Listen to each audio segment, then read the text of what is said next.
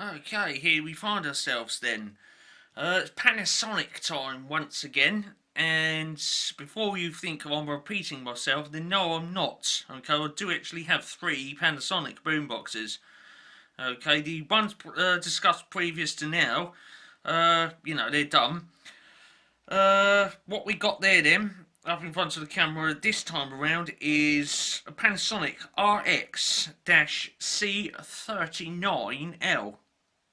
Okay, so there's another one for the Boombox archive. Okay, 1920 by 1080p, don't forget, with stereo sound.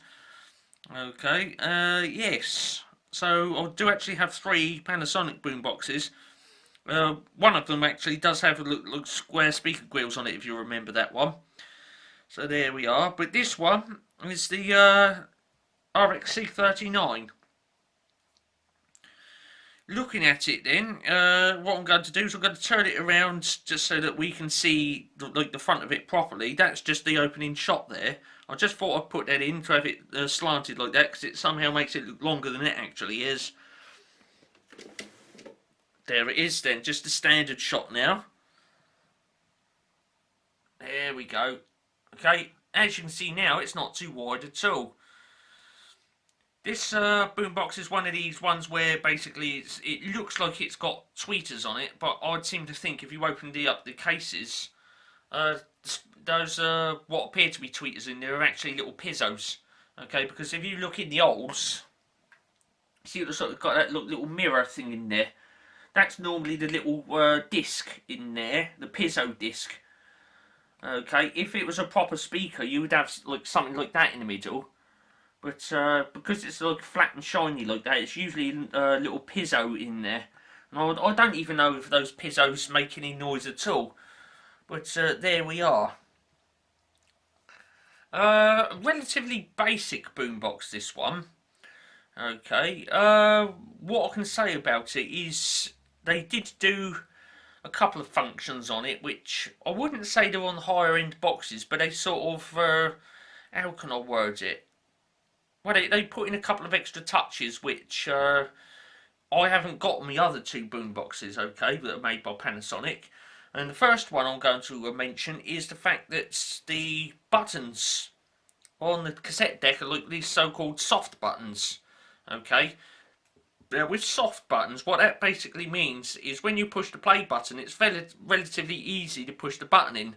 Okay, you don't have to give it masses of gusto, mainly due to the fact that with those ones, when you're pushing the play button, you're actually pushing the head up into the cassette. Okay, it's what's called direct mechanical action.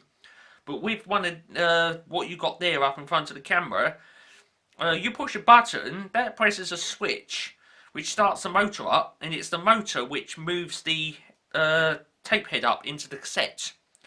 Okay, and there we are, and it does it all that way, and because of that, it's what's called soft controls.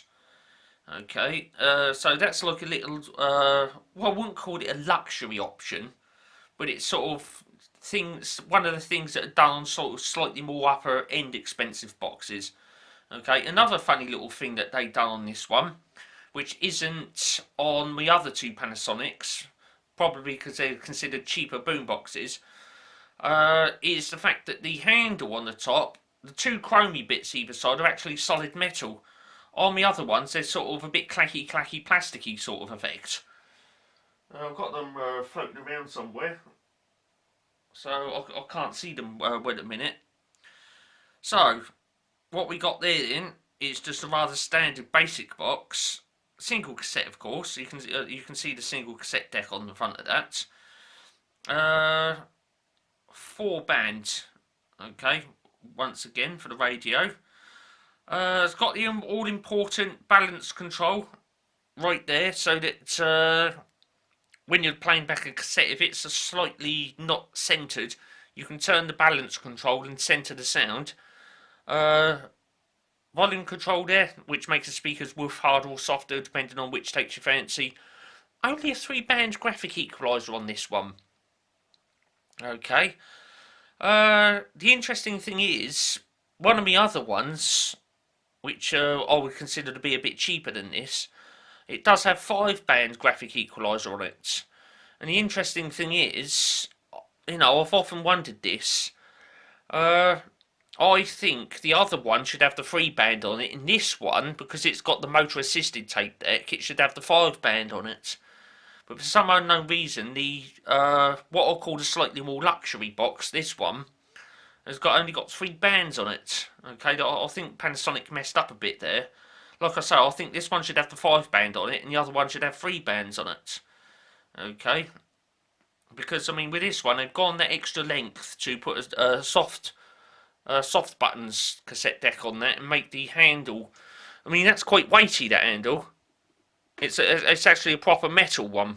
But with the other ones, they're like clacky, plasticky ones. So they put like 2 sort of luxury options on there, and then they've let it down with only a 3-band graphic equaliser.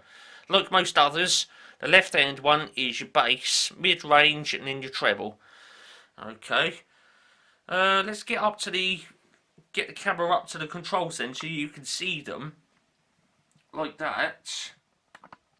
And we got 2 little lights just there. Okay.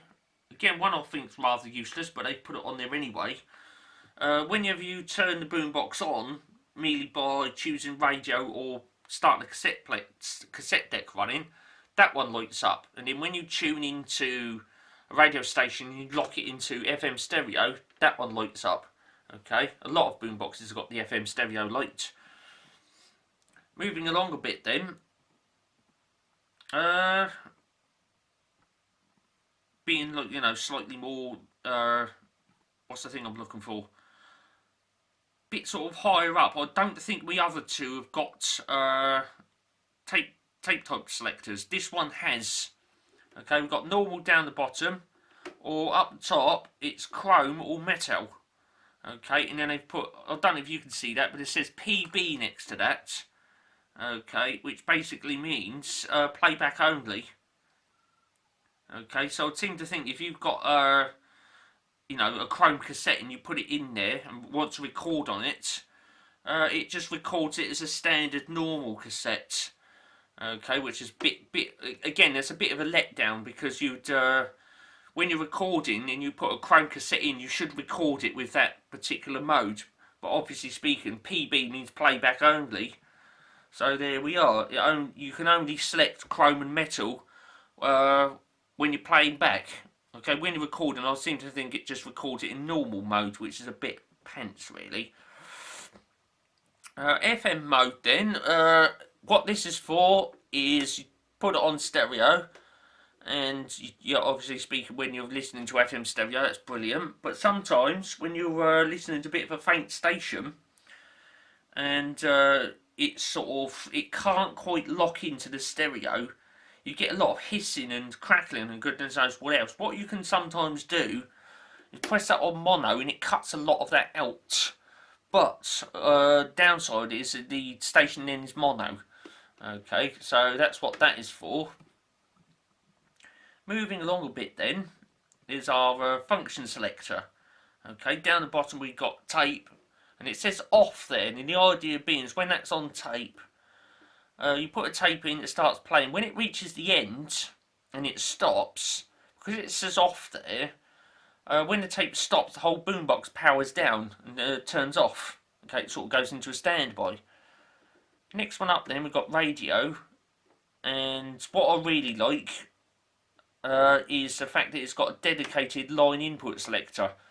Other boomboxes, they've got that really annoying thing where, basically speaking, they've got a line input on the back, but to get any sound out of that coming out on the speakers, what you've got to do is this thing which I call Push-Rec-For-Aux auxiliary. And basically, to get any sound coming out of the line input, you've got to put a tape in and press record, and it does tick me right off. Okay, there are a couple of nice boxes out there, and then they've really let it down with the Push-Rec-For auxiliary option. Okay, it's a bit crap. I look boomboxes that have actually got a dedicated line input on the selector, and this is one of them. I'll keep that down there. As you can see then, 4-band radio. I've got FM up the top, long wave, and then medium wave, which is the same as AM. and then shortwave right down the bottom. I should keep it on FM because most of the radio stations I'll tune into are on FM. There's that balance control again. I've already discussed that. If you're playing back a tape and it's slightly skew whiffed, you can adjust that, okay, so that you can balance the sound out. There's like a little notch on that control so you can centre it when it is centred. And then we got the all-important volume control. Just above those, there we go, that little wheel there, you turn that, and if I can see it, it's in there somewhere. There it is, that silver thing, that slides backwards and forwards, okay, because this radio has, like a lot of my others, you tune it in with a piece of string, okay. That tuning wheel, there'll be like a pulley on that, and a piece of string which comes across to this little pointer. When you turn it drags that backwards and forwards so you know where you are on the scale. And then that other end of the piece of the string disappears down the back somewhere on another pulley and interacts with something electronical, and it's that which does the tuning.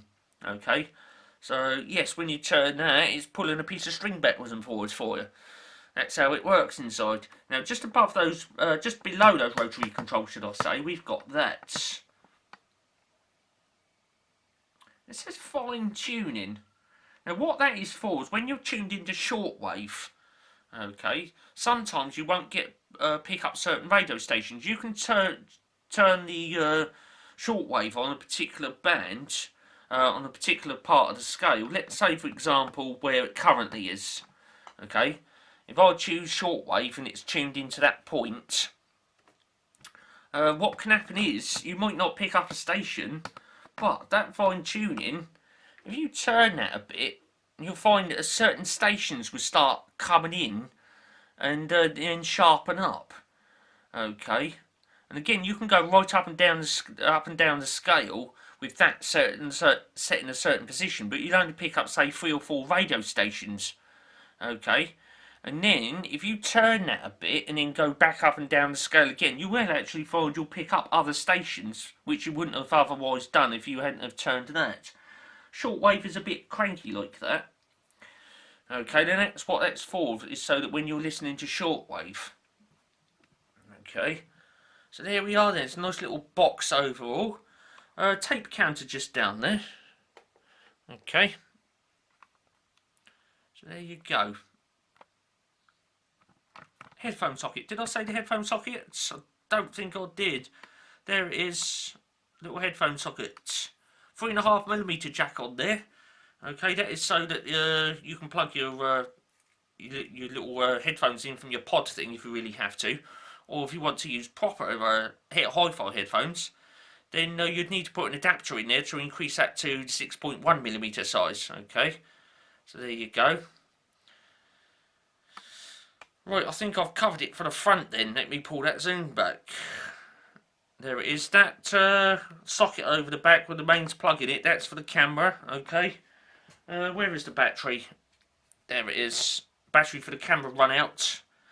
And yeah, I would have been into the video by a few minutes and the battery would have cranked out, so I took the mains powered option instead.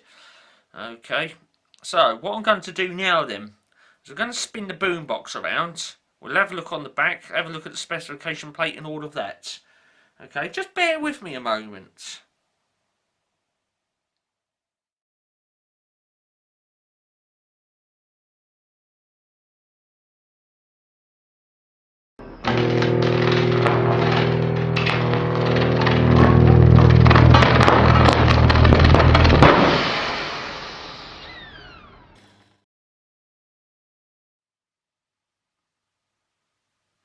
Okay, thanks for coming back after the break then. Let's get straight into the specifications for this one. Okay, it's rolled way down there.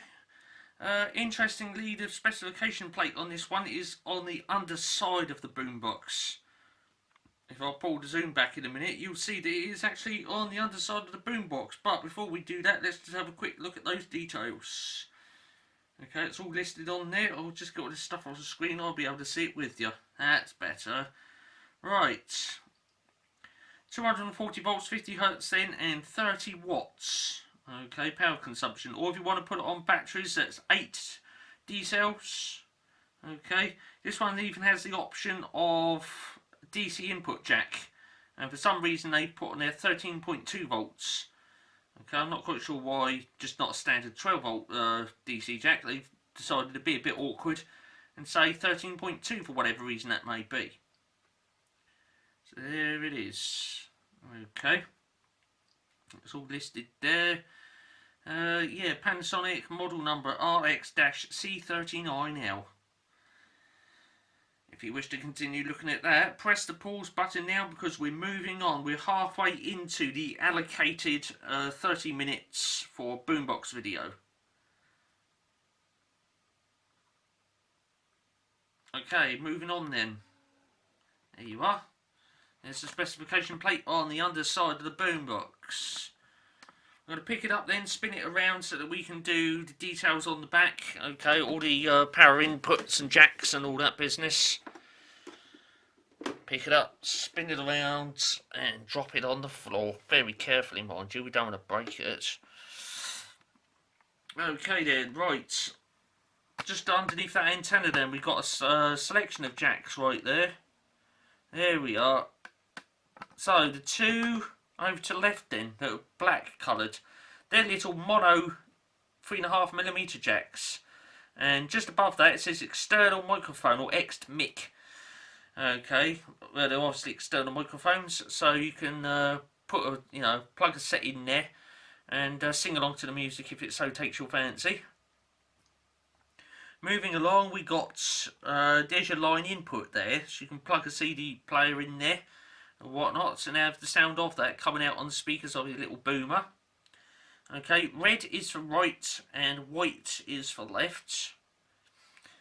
Moving along a bit more then. Right, okay, we got that switch. Now, some manufacturers call that beat cut, some call it beat cancel, some call it riff. On this one, it's called beat proof. Okay. There seem to be 3 options on this. Now, you've got to be careful with some of these because it also does this thing where when you select it in a certain position, even if you've got an FM stereo station, it'll be coming out in mono. This one's only beat proof though, thankfully. So you've got 3 options on there, 1, 2 and 3. Okay, now what this switch does is sometimes when you're tuning into a particular radio station, I can't remember if it's on FM or AM, but sometimes you get this beating sound. Okay, I've heard other people refer to it as beating sound. And what that switch is supposed to do, if you select it on one of the options, it's supposed to reduce or cancel out that so-called beating sound. Okay, because that's what that switch does. And you've got 3 options on this one. Some others you've either got A or B or 1 or 2, but this one you've actually got 3 options in there. Okay. Moving the camera down a bit then. There you go, you've got these set of jacks there. Now the one with the 2 pins in it, that's your AC input of course. The camera's right in its flipping shadow, let me tilt that up a bit. Creaky tripod, do excuse that. Oh, almost buried the camera in the floor then. Let me tighten that handle up. Right, AC in then. You can see like this plug has got these 2 little notches. There's one there and one there.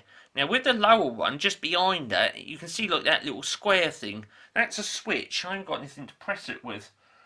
No, I haven't got anything in the room to press it with. But that's a little switch, and the idea of that being is when you pull the plug out, that little switch pops up, and it enables the little boomer to run on batteries. Okay, but when you push the plug in, it's pretty obvious that the plug being pressed in there presses that switch down, and then that enables the boomer for mains power. Okay, now sometimes what happens, okay, little top tip from the Worldwide Ghetto Massive right here. Sometimes what happens is that switch gets stuck in the downward position, right? Especially if the AC plug has been in there for a little while. That switch has a tendency to get stuck in the downward position. And when you put batteries in your boomer, you think, well, I'm pretty sure them batteries are new, but the radio's not working or anything. Well, here's a little top tip from Worldwide Ghetto Massive. Get a little screwdriver or something and press that switch up, and press that switch a few times. You might find you'll release it, and then your boombox will work on batteries. Okay, so there's a little top tip from the Worldwide Ghetto Massive right there. This little round one, that's your DC input jack. Okay, it's got it's a negative centre. And you can see on there, they've put on there 13.2 volts just to be awkward. I'm pretty sure if you put a 12 volt one in there, it'd work. The one thing you don't want to do is exceed the stated voltage. You can go a bit less, but not a bit more, otherwise things in the box will start going pop. And that's not good. Okay, so there it is. There's your battery compartment just there. If I zoom this right out, there's your battery compartment. Okay, your 8 D cells go in there. So I seem to think there's 4 at the top and 4 down the bottom. Okay, there it is. Oh yes, because this is a 3-piece box, you've got a little 3.5mm mono jack there. There's the plug for it. I'll just stuff it in the back of the speaker, and that goes in there. Okay, so there you go. And of course, because that is for that speaker, you move along here a bit, you'll find there's another one right there, and there's another plug there. Now these speakers, you can actually detach these and hang them up on the wall with that little keyhole slot thing. You can do that. Okay, so it is a 3-piece unit, this Panasonic, just like my other two. Okay, so there it is. Now when I do the measurements for this, because you've got this recessed bit at the back here, I'm not going to add too much into the depth to allow for the plugs that go in there. Okay, it's the same with the AC plug. You've got that bit of depth there, so I'm not going to add too much in to allow for the plug. Okay, so there we are. Let's turn it around then and get some measurements going on. Here's the front of the boomer once again. Tilt the camera up then. Because there are no controls on the top, we'll do 2 heights for the height. Okay, one with the handle up and one with the handle down. Tape measure time. How far are we into the allocated 30 minutes then? Right, according to my stopwatch, we're in by 22 minutes, but by the time I've put an intro, outro on and an interlude somewhere in the middle, it's a bit more than that, so let's get into it. Heights then, with the handle down, it's a nice rounded 8-inch. Okay. There you go, nice rounded 8-inch or 200mm, and if you want it with the handle up, yeah, just add 2 inches on it, 10 inches then, or 255mm. Yeah, you might as well just round it off at 10 inches. Yeah, 255mm. Okay, let's not split hairs here. Just call it 10 inches with the handle up. Overall width. There's no reason why you want to get round the sides of it, so we can do the actual width. Just over 21 inch. Just down there, look, just over 21 inch, or that would be, if I had to round it off in millimetres, that would be 540mm. Okay, so it's just a bit more than 21 inch, but 540mm. There we are. Let's spin it around then and do the depth of the box. Again, I'm not going to add too much on to allow for the plugs going in and out the back of it. As you can see, we've got that centre unit. We've got this extra bit sticking out the back here, so we've got to take that into account.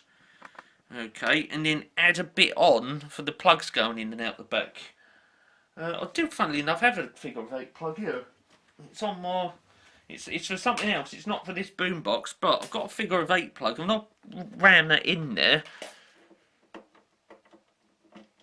There you go. So as you can see, if I was to tip that up, you can see you've got to add a bit of space onto that so that you don't crush that. So you're going to need that, at least that much space added on there. So we will take that into account. Overall depth then, I would call that, if I really had to, about 7.5 inch. Okay, that's pushing it, so you might as well round it off to 8 inch, or just over 200mm, somewhere between 200 and 205mm. Okay, let's see if I can zoom that camera in a bit for you. So I said, what was it, 8 inch. Okay, there you go. So there's your 8 there. Okay. Again, like I say, 7-inch would be pushing it. Okay, the mains plug would be pretty squashed if the wall was where the 7 is. So give it 8. 8-inch. Or just 200mm then. Okay. So there we are. I think that camera's focusing on the wall, isn't it, and not the tape measure. But I think you can see that. I can see that on the silly little 2-inch screen, so you can see that in full HD on your computer. Oh, I think that basically wraps up another BoomBox video. Panasonic Arak C39 right there up in front of the camera. Okay, like I said earlier, that's mains plug in the wall socket there, that's powering the camera. Okay, it's not for that BoomBox. Okay, where is the battery for the camera? There it is. Okay, so yeah, camera's currently on the mains at the moment. I'd like to say thanks for tuning in, for watching. We're almost up on the time for the allocated 30 minutes for a BoomBox video. One of those, please. Okay, if you like this BoomBox or the video, thumb up please. Okay, it does help so I know how many people like the BoomBox videos. Also subscribe if you really want to. Okay, it saves you having to miss out on BoomBoxes and all of that lot. Okay, what else can I say before I go? Well, there's going to be another BoomBox on another month, so you're going to have to stay tuned for that. If you're already subscribed, then when another BoomBox video comes in, you'll get a notification anyway. Or in the meanwhile, whenever I load a new video, you'll get a notification as well. Okay, which is all the more reason to subscribe if you haven't already. This has been a Wayne's Electrical production, 1920 by 1080p with stereo sound on the camera. I'm out of here, I've got to go. And I think I need a cup of tea time actually, I feel my throat starting to dry out. So I'm going to do that, and then, well, there we are. Thanks for tuning in for watching this BoomBox video then.